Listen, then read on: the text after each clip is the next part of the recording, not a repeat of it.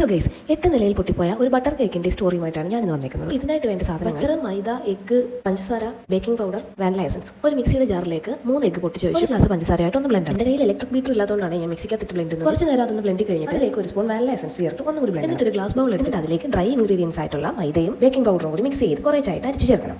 കുറേശ്ശെ മൈദ ഇട്ട് മിക്സ് ചെയ്തുകൊണ്ടേ ഇരിക്കണം. എന്നിട്ട് വേറൊരു പാത്രത്തിലേക്ക് 1/2 ഗ്ലാസ് പാലും അതിലേക്ക് 100 ഗ്രാം ബട്ടറും ചേർത്ത് ചെറുതായിട്ട് ചൂടാക്കണം. ബട്ടർ ഒന്ന് മെൽറ്റ് ആകുമ്പോൾ ആ മിക്സ് ഈ ബാറ്ററിലേക്ക് ഒഴിച്ച് മിക്സ് ചെയ്യണം. ഇവിടെ വരെ എല്ലാം കറക്റ്റ് ആയിരുന്നു. എവിടെയാണ് പോയതെന്ന് അറിയാൻ വയ്യ. നമുക്ക് ഓവൻ ഇല്ലാത്തതുകൊണ്ടായിരുന്നു നമ്മുടെ ഓവൻ സെറ്റപ്പ്. എന്തായാലും ഒരു 30 മിനിറ്റ് കഴിഞ്ഞ് ഞാൻ വന്ന് നോക്കിയപ്പോൾ അടുക്കളയിൽ നിന്ന് പുകയും കരിയൊക്കെ വരുന്നതാണ് കണ്ടത്. അത് ഷൂട്ട് ചെയ്യാനുള്ള ധൈര്യം എനിക്കില്ലായിരുന്നു, അതുകൊണ്ട് തന്നെ അത് ചേർത്തിട്ടില്ല. പിന്നെ ഞാൻ ആലോചിച്ച് കണ്ടെത്തിയ ഒരു നിഗമനം എന്തെന്ന് വെച്ചാൽ, ഇത് ബീറ്റ് ചെയ്യുന്ന അനുസരിച്ചിരിക്കും ഇതിന്റെ കൺസിസ്റ്റൻസി. നമ്മൾ ഇലക്ട്രിക് ബീറ്ററിൽ ബീറ്റ് ചെയ്ത് ഇത് നല്ല ഫ്ലഫി ആയിട്ട് എടുക്കണം. പക്ഷേ നമ്മൾ കൈവച്ച് എത്ര ഇളക്കിയാലും മിക്സിക്കകത്ത് എത്ര ബ്ലെൻഡ് ചെയ്താലും ഇതൊരു വാട്ടർ കൺസിസ്റ്റൻസിയിലേ വരത്തുള്ളൂ. എന്തായാലും കരിഞ്ഞ ഭാഗമൊക്കെ ചെത്തിക്കളഞ്ഞ് ഞാൻ ഈ പരുവത്തിലാക്കി എടുത്തിട്ടുണ്ട്.